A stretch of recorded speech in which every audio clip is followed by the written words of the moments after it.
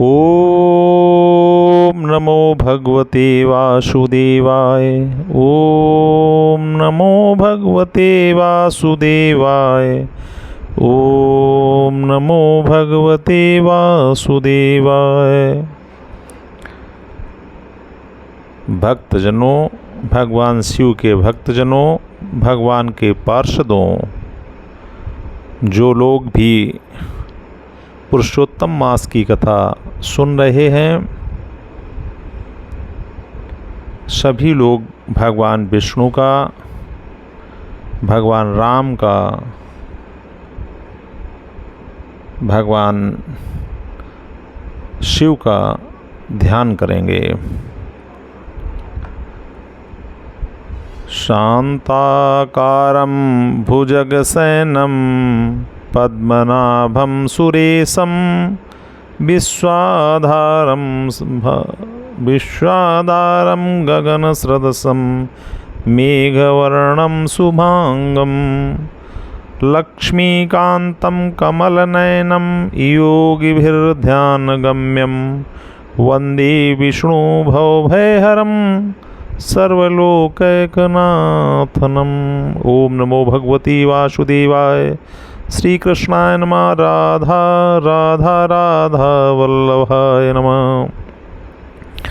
अब भगवान राम का ध्यान करेंगे।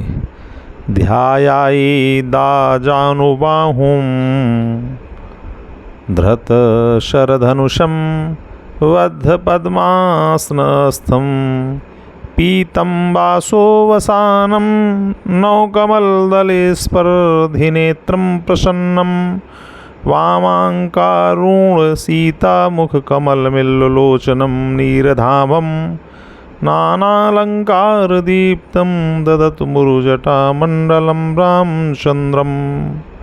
जो धनुष बाण धारण किए हुए हैं, वध पद्मासन से विराजमान है, पीताम्बर पहने हुए हैं, जिनके प्रसन्न नयन नूतन कमल दल से स्पर्धा करते हैं, तथा वाम भाग में विराजमान श्री सीता जी के मुख कमल से मिले हुए हैं। उन आजान बाहु मेघ श्याम नाना प्रकार के अलंकार से विभूषित तथा विशाल जटाजूटधारी श्री रामचंद्र जी का हम ध्यान करते हैं। भगवान के पार्षदों, प्रिय भक्तजनों, अब हम भगवान शिव का ध्यान करेंगे। कर्पूरगौरम करुणावतारम संसारसारम भुजगेन्द्रहारम सदा वसन्तं हृदयारविन्दे भवं भवानी सहितं नमामि। त्वमेव माता च पिता त्वमेव बन्धु च सखा त्वमेव विद्या द्रविणं त्वमेव सर्वं मम देवदेवम्। भगवान के प्रियजनों, भक्तजनों, पार्षदों, आज हम आपको तृतीय अध्याय पुरुषोत्तम मास की कथा कहानी महात्म्य सुनाएंगे। नारायणो नरसखो यदि वाच शुभम वचा नारदाय महाभाग तन्नो वद सविस्तरम। ऋषियों ने कहा, हे महाभाग, नर के सखा भगवान नारायण ने जो कल्याणकारी बात नारद जी से कही, वही आप विस्तार पूर्वक हम लोगों से कहिए। सभी प्रियजन भगवान के, सभी भक्तजन भगवान के, सभी भगवान के पार्षद, सभी लोग जब तक आप पुरुषोत्तम मास की कथा सुने तब तक भगवान का नाम जप करें। जो भी आप जप करते हों, जो भी मंत्र का जप करते हों, नाम जप करते हों, कथा सुनते रहें, भगवान का नाम जपते रहें। सूत जी बोले, हे द्विजवरों, भगवान नारायण ने जो कल्याणकारी बात नारद जी से कही थी उसे जैसा मैंने सुन रखा है उसी प्रकार मैं आपको सुनाऊंगा। आप लोग सुनिए। श्री नारायण ने कहा, हे नारद, पूर्व युग में भगवान श्री कृष्ण ने जो बातें राजा युधिष्ठिर को बताई थीं उन्हीं बातों को मैं कह रहा हूँ, सुनिए। एक समय की बात है कि धार्मिक राजा अजातशत्रु युधिष्ठिर धृतराष्ट्र के धोखेबाज और दुराचारी मंत्री दुर्योधन, दुशासन आदि से जुआ में हार गए तो बड़े बड़े महारथियों के सामने ही दुराचारी दुशासन अग्निकुंड से उत्पन्न धर्मपरायण द्रुपद राजकुमारी द्रौपदी को बाल पकड़कर खींचने लगा। इतना ही नहीं, उसकी साड़ी उतारने लगा। तब भगवान श्री कृष्ण ने द्रौपदी की लाज की रक्षा की।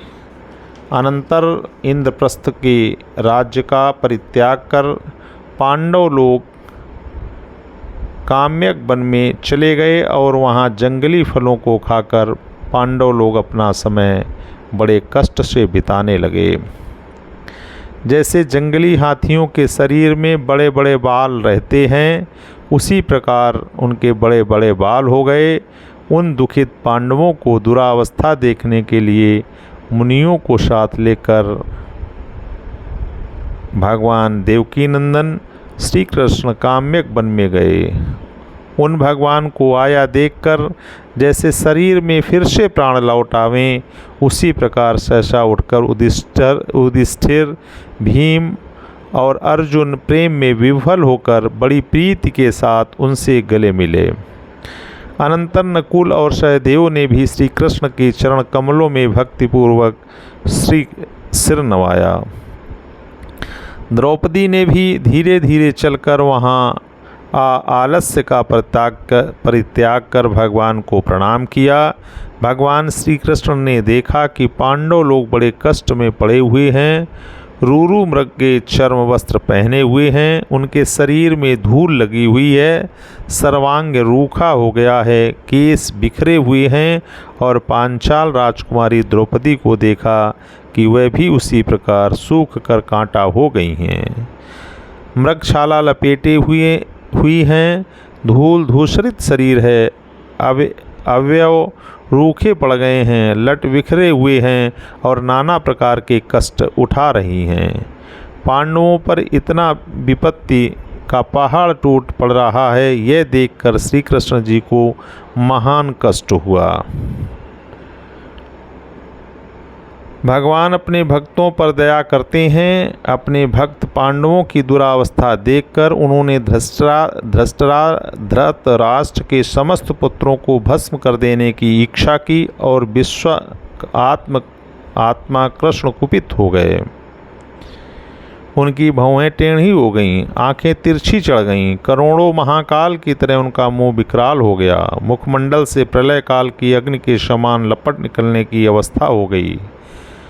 उन्होंने होठों को दांतों से कसकर दबा लिया और ऐसा प्रतीत होने लगा कि वे तीनों लोगों को जलाकर भस्म कर देंगे।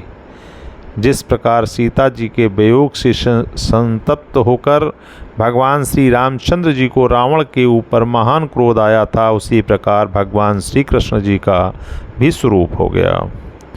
भगवान के इस विकराल स्वरूप को देखकर अर्जुन थर थर काँपने लगे। वे उठकर शीघ्र दोनों हाथों को जोड़कर डरते डरते श्री कृष्ण जी की स्तुति करने लगे। धर्मराज युधिष्ठिर, भीम, द्रौपदी और अन्य सभी ने भी अर्जुन के इस कार्य का अनुमोदन किया। अर्जुन ने कहा, हे कृष्ण, हे समस्त संसार के स्वामी, मैं संसार से बाहर नहीं हूँ।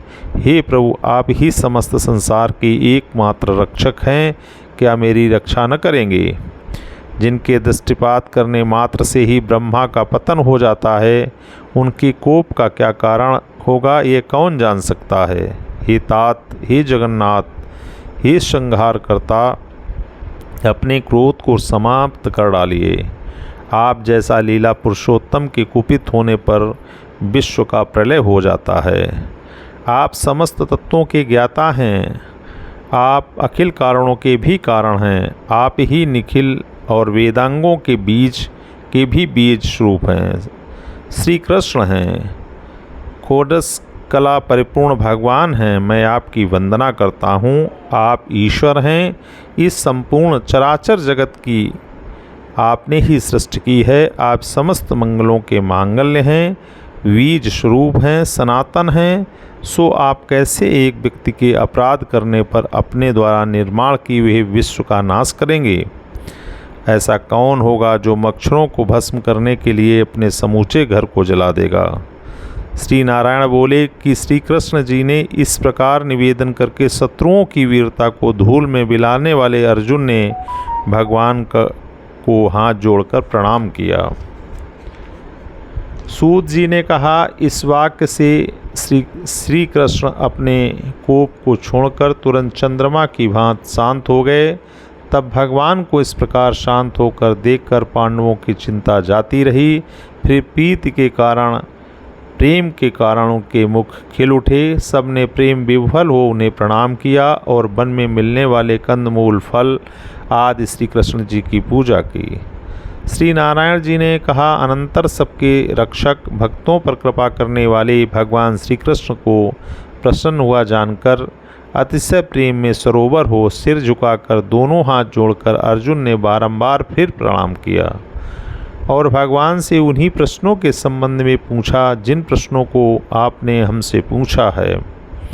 अर्जुन के इस प्रकार के प्रश्नों को सुनकर भगवान श्री कृष्ण ने मुहूर्त भर के लिए मन में विचार किया। फिर अपने अनन्य मित्र पांडवों और पतिव्रता पांचाली राजपुत्री द्रौपदी को ढांढस बताया। अनंतर धारा प्रवाह वक्तत्व अग्रगण्य श्री कृष्ण जी पांडवों से कल्याणकारी वचन बोले। श्री कृष्ण जी ने कहा, हे राजन, हे सौभाग्यशाली, हे शत्रुओं के लिए भयंकर, अब मेरा उत्तर सुनिए। आपने ऐसा अपूर्व प्रश्न किया है जिसका उत्तर देने में मैं समर्थ नहीं हो रहा हूँ। यद्यपि इस प्रश्न का उत्तर गूढ़ से गूढ़ है और महर्षियों के लिए अगम्य है, तो भी हे अर्जुन मैं तुमसे बतलाऊंगा, क्योंकि एक तो आप हमारे मित्र हैं और दूसरे भक्त भी हैं।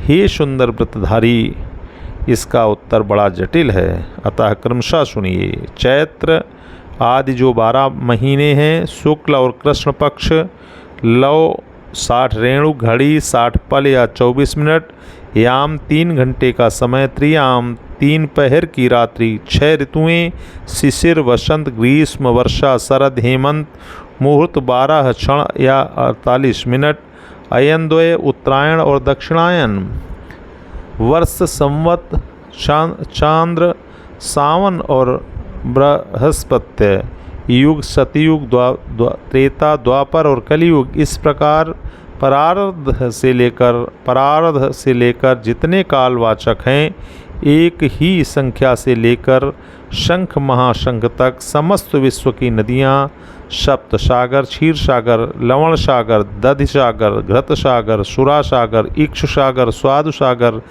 हद जैसे अगाध जल वाले कुंड, काली यहदाह आदि प्रसिद्ध कूप, सारे जगत के कुएं, वापी, बावलियाँ, पल्लव, गढ़ही, तलैया, निर्झर, झरने, लताएं, नागबल्ली, गिलोय आदि की औषधियों, विविध प्रकार के वृक्ष, त्वक, सार, बाँस, विभिन्न जातियों के पीपल, बरगद, नीम, गूलर, परिजात आदि के वृक्ष, वनस्पति, बिना फूल लगे उगने वाले वन के पेड़, नगर, गांव, गोवर्धन, द्रोण आदि, विभिन्न गिरि समूह, पुण्यपत्तन, ऋषपत्तन आदि पुनिया, ये सभी मूर्तिमान हैं और अपने विशिष्ट गुणों के कारण पूजे जाते हैं। उनमें कोई ऐसा नहीं है जो अपूर्व हो अथवा अपने अधिष्ठात्र देवों से वर्जित हो। वे अपने अपने अधिकार क्षेत्र के अंतर्गत पूजे जाने पर सदा फल प्रदान करते हैं। अपने अपने अधिष्ठात्र देवताओं के संपर्क की महत्ता के कारण वे सभी सौभाग्यशाली हैं। हे पांडुतनय, प्राचीन काल की बात है, एक समय अधिमास की उत्पत्ति हुई। तब लोगों ने उस स्वामी रहित और निंदित मास से कहा, अधिमास में सूर्य की संक्रांति नहीं हुई है, अतः तुम अनाधिकारी हो। भक्त रूप होने पर भी तुम अस्पृश्य हो और विवाह उपनयन आदि शुभ कर्मों से त्याज्य हो। लोगों के मुंह से इस प्रकार की बातों को सुनकर अधिमास का उत्साह जाता रहा और उसकी कांति मलिन पड़ गई। वह दुख में पड़ गया, उसकी आत्मा बड़ी खिन्न हो गई। हृदय में उसे बस एक ही चिंता सताने लगी, चित्त में सूल की तरह चुभने लगा और मरणासन की भांति हो गया। किंतु बाद में धीरज धारण कर मेरी शरण में आया। हे नरश्रेष्ठ, वैकुंठ लोक में जहाँ मैं निवास करता हूँ, अधिमास वहाँ पहुँच ही गया। भवन के भीतर आकर उसने मुझ परम पुरुष पुरुषोत्तम का दर्शन किया। बहुमूल्य रत्नों से जड़ित सिंहासन पर मुझे बैठा देखकर वह भूतल पर डंडे के समान गिर पड़ा, अर्थात दंडवत किया, और हाथ जोड़कर नेत्रों से आंसुओं की धारा बहाता हुआ धैर्य धारण कर गदगद वाणी से कहने लगा। सूत जी बोले कि इतना वृतांत सुनकर मुनिराज बद्री नारायण चुप हो गए। यह कथा श्रवण कर भक्तों पर अनुग्रह करने वाले नारद जी ने फिर पूछा, इत्थं गत्वा भवन ममलम पूर्णरूपस्य विष्णोर्भक्ति प्राप्यं जगद अगहरम योगिनाम्यप्यगम्यं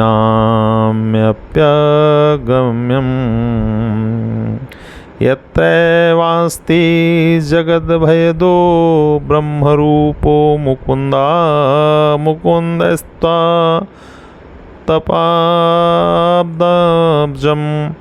शरणामधिगता किं बपासे अधिमाश।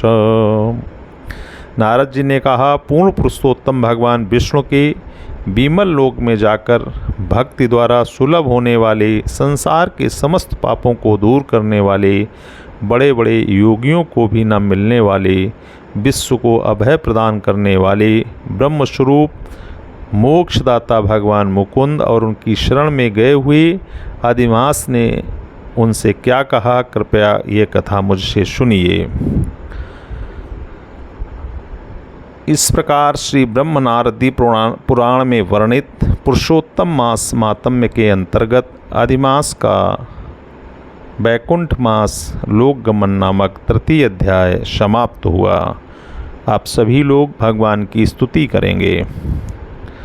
श्री रामचंद्र कृपालु भजु मन हरण भव भय दारुणम नव कंजलोचन कंज मुख कर कंज पद कंजारुणम कंदर्प अगणित अमित छवि नव नील नीरद सुंदरम पटपीत मानहु तड़ित रुचि शुचि नौमि जनक सुतावरम भजु दीन बंधु दिनेश दानो दैत्यवंश निकंदनम रघुनंद आनंद कंद कौशल चंद दशरथ नंदनम सिर मुकुट कुंडल तिलक चारु उदारु अंग